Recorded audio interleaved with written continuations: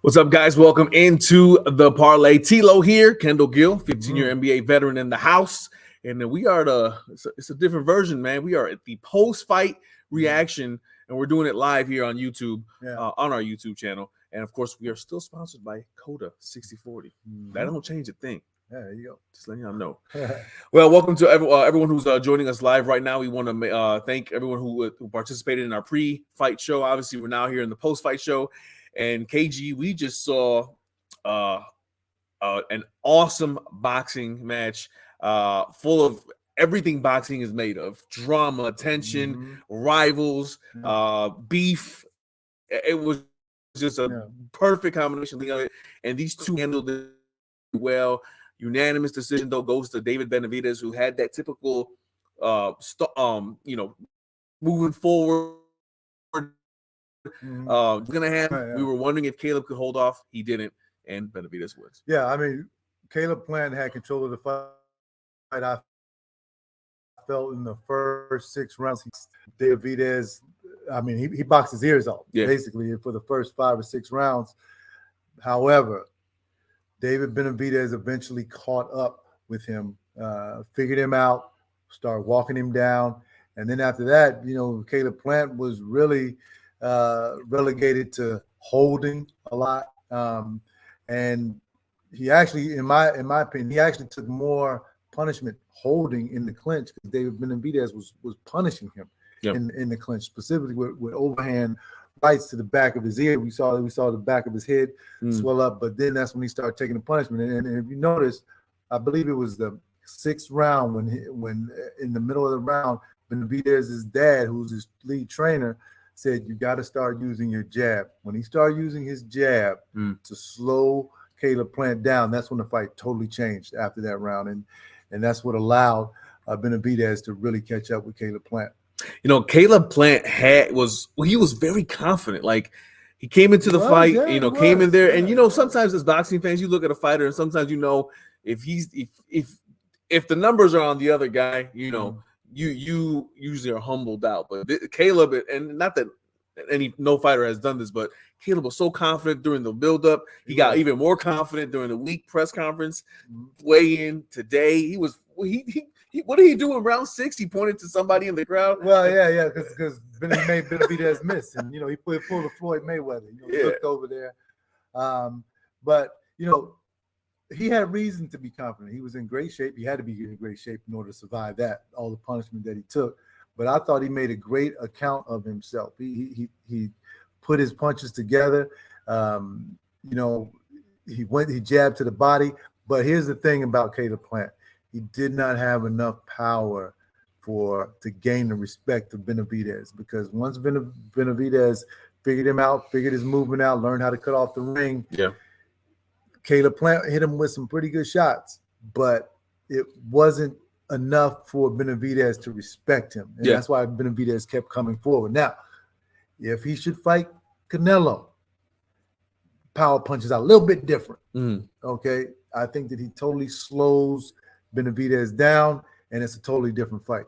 Absolutely. And we were waiting that whole fight to see if he would use that check hook to the body and then check upstairs move, and he did try it. He tried it several times. It almost went down. And Caleb was in there. The power discrepancy between these two, though, was so flagrant. Like, you could just tell, and it reminded me of those battles like a Miguel Cotto with Canelo, even once Cotto with Margarito. They're hitting them in a certain. You see the power. You see that they've had power before, and nothing happened. Same thing happened with Benavidez. Same thing happened with Benavidez, and he just kept walking through it. I mean, he walked through the body shots. He walked through the shots to the head. So Caleb Plant has never been known for his power. Yes, he did knock his last opponent out with a beautiful combination in his last fight, but he's really only had about 13, 14 knockouts throughout his career. Where you look at Benavidez walks you down, and it was his power was evident because once he landed a couple of power shots after the 6th round, Caleb Plant's his whole game plan totally changed. He was a totally different fighter. Took his legs away. You notice how Caleb Plant was making Benavidez miss throughout the first 6 rounds. That wasn't the case in the second half of the fight. He did an absolutely great job I felt Benavidez. I thought Benavidez actually was overtrained because we saw him at the weigh-in. We mentioned this in the pre-fight show that his face was sunken in. We thought that he was dry. We thought that he looked dehydrated. Ryan Garcia even sent out a tweet saying that Benavidez had left everything in the gym. I thought that he was going to fall apart in the second half of the fight, but I was wrong. Okay. Yeah. Actually, he gained steam in the second half of the fight, and Caleb Plant lost steam. Yeah, it was almost like you knew what was going to happen. We knew that was going to be the dynamic, and that Caleb was going to have to gut it out in the last couple rounds. But he did. He did. He did not. He didn't get knocked down. Right. And rounds 10 to 12, there was moments where he was mano a mano with David, and that's something that we thought. You know, he's shown that before, obviously, but to do it against David Benavidez, to be hurt the way he was hurt multiple times, and to still have the guts to finish the fight strong, total respect for Caleb. Total respect for him. Look, Canelo took him out. Canelo stopped him. Yeah. And he got knocked out by Canelo. Benavidez, who is the Mexican monster, and everybody says, you know, is the biggest puncher in that division, did not stop him. Yeah. So what is that saying in comparing the fight with Canelo and Benavidez? You know, to me, it's saying that Canelo has bigger power than Benavidez. Oh, because he stopped Caleb Plant. Absolutely. And that's Benavidez is again heavy. You know, heavy punches, heavy set. He came obviously lost all that weight, so he's naturally big. And I know Caleb felt every inch of those punches. When they landed clean. I felt them. Yeah, the body shots. The body shots. Body shots. He did. He threw uppercuts. He started going left hooks to the body, right hooks to the body. Yeah. And he was coming when Caleb Plant was in the clinch. He was coming over his right arm. Caleb Plant's left arm, and landing his right hand. And like I said before, look, and the commentators were saying that Kenny Bayless did not have a good night tonight. Kenny Bayless, in my opinion, is one of the greatest referees of all time. I thought that he had a subpar night. He could have warned Caleb Plant to stop holding, but he didn't. Yeah. But I thought that Caleb Plant made a mistake by holding so much because he was taking more punishment in the clinch than anywhere else. And that's really where he got beat up. The two had beef. It was legit beef. This wasn't no made up beef. Nobody made this story up. Yeah. This wasn't projected or no. This was these two guys actually had beef dating 5 years back. They disrespected each other so much during the press conference, behind the scenes. They go through fight week, and then obviously here on fight night, we see what happens in this fight. And because of the way they fought each other, you have to give respect to the other guy. That's exactly what happened after the fight. And look, anytime you have beef with a guy or disagreement, and you guys both go to battle, and that other fighter fights like a warrior, like what we just saw. I mean, you have to give them respect, and I'm glad to see the two combatants come together and say respect to each other and bury the hatchet. And you know, later on down the line, they may be the best of friends. You never know after going to battle with each other inside that ring. Absolutely. Yeah. We're here in our post-fight show here on the Parlay. Kendall Gill there, T-Lo here. We're talking about the Benavidez Plant fight in Las Vegas, Nevada. Fight is over, and Benavidez does win by unanimous decision using the tactic of keeping it slow and steady in the beginning of the fight and applying pressure as the rounds went down. And that's exactly what happened. He broke down Caleb Plant, but Caleb did not get knocked down. He did finish strong. An excellent fight. Both were talking a lot of smack. Crazy fight. If you didn't see it, make sure you watch the replay or find the highlights on YouTube. We're gonna go to our chat section here real quick. Here we got Winton Mahorn, if I said that right. David needs to fight Charlo before Canelo, which that's another fight that's been talked about as well. Yeah, Charlo Benavidez, and they both been talking stuff. And if I'm not mistaken, Charlo did say he had Plant in this fight.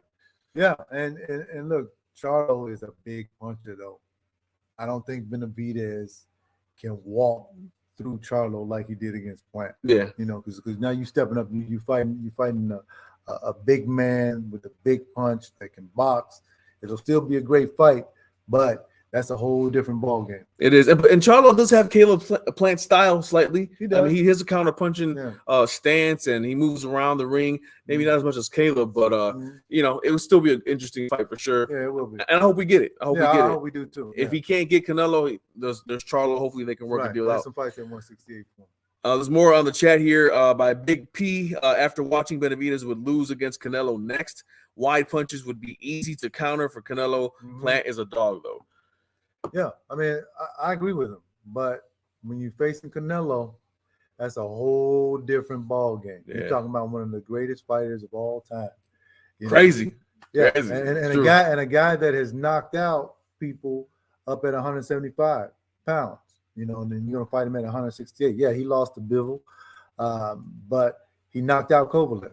Yeah, you know, and he's knocked out a couple other guys at 168 pounds. So that's the fight I want to see. Yeah. Next to Earl Spence and Bud Crawford, that's the fight I want to see. Benavidez versus Canelo Alvarez. Yeah, that's the one. That's the fight that we hope to see. That's a big. You know how much that would sell, man? Yeah, more than Errol and Terrence. It might. It might. You know, Latino fans come out. Yeah, they become strong. Yeah, you're right about that. Especially Mexicans. They do it. Yeah. It would be a great fight, but we'll see if Canelo obviously has to fight Ryder, which by the way, that fight is sold out in the arena that they're fighting in. So that's gonna be fun for Mexico, but we'll see what happens there. I have another comment here from John the Baptist. Says announcer actually questioned that Canelo was dodging Benavidez, has to fight him now. But he wasn't dodging him. Yeah, I was gonna mention something about this actually, and it was that the holding was a complaint from the announcers a lot. And I looked on Twitter, everybody was talking about Plant holding. Was Plant holding? Was that he was? Yeah, was holding too much? Yeah, he was holding a little bit too much, and he should have been warned about it. But you know what? I think if he had not held, he probably wouldn't have been able to survive, even though I still felt he got beat up in the clinch more than any place else. But that was his survival technique. You know, a couple of times he was hurt. Look, you're always taught in boxing, when you get hurt, hold until the referee comes and breaks you up. Right. That's what he did. Yeah. So if he was allowed to do that and Kenny Bayless didn't warn him, I don't fault Plant for doing it. No. Well, survivor mode, you know, you do anything to survive. Yeah. And especially Kenny allowing it, which was interesting too. Kenny being the vet that he is, one of the Hall of Fame referees that we have in the game. It just was a little blatant, his holding, and he didn't do anything. That was all. Little blatant, but also Kenny allowed him to work. He allowed him to work out of the clinch. This is a fight. That's a fighter's friend right there, right? It's a fight. I mean, I'm sure Benavidez was like, "Yo, don't let him break him out. I'm having a lot of success in here. Don't break me up. Let him hold." So I thought in the latter parts of the fight that Kenny did a good job of just letting the fight go. Could he have given Caleb Plant a warning in the first 6 rounds? Yes. But I thought that he did a good job of letting them work out of the clinch. We're going to be on for a couple more minutes here. Don't forget to write on the stream. If you have a comment about the fight, talk to us. Let us know. We'll answer your question, and we'll get you going here. Yeah. You know, where does Caleb go next from here? Does his stock go down? Or does he have to fight his way back up and go through 3 more fights? He's a very, very, I believe, formidable fighter. Okay, he can go many different ways. You got Demetrius Boo Boo Andre that he could fight. You got one of the Charlo brothers that he could fight. So he does have options. But is he top tier? He's top tier, yeah, but without a belt. So you know, now his name holds weight. His name holds weight, but now he may become one of those guys that you have an up and coming guy wanting to fight him so he can put his name on his resume. Yeah. But I still think he's capable of, you know, can he ever beat Benavidez? And you heard him in a post-fight press conference, not press conference, but post-fight interview, say that he wanted to rematch. Nobody wants to see that, you know, because the same thing will happen again. Yeah. So I think that he has to go elsewhere, find another fight.